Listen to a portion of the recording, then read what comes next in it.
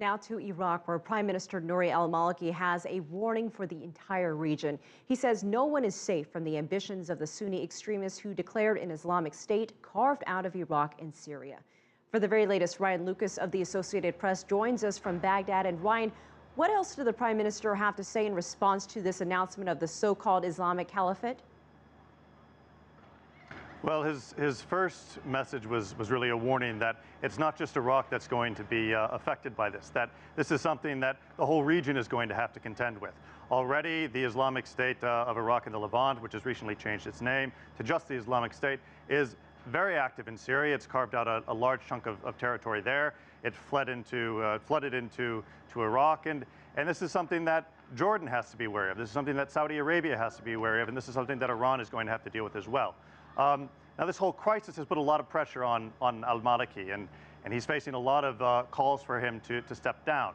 That has spurred a kind of political crisis that's running parallel to the whole militant crisis. Now, yesterday, Parliament met for the first time. It deadlocked after less than 2 hours. They wanted to choose a new prime minister, and they made no progress. Al-Maliki expressed hope in his weekly address to the nation today that progress can be made over the next week, and perhaps they'll be able to hammer out a deal that will allow a new prime minister to be named. He certainly has shown no willingness to step down. He is trying to retain his post. And Ryan, what can you tell us about this militant commander with a red beard that has appeared in some of the insurgent videos?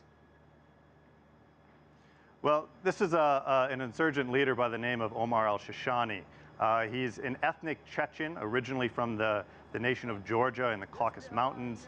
As you said, he's a very charismatic figure. He's appeared in a fair number of videos posted online. He has a bushy red beard, and he's also proven to be a very effective military commander. He was named the military commander for the Islamic State of Iraq and the Levant in Syria. He showed up in Syria in 2013.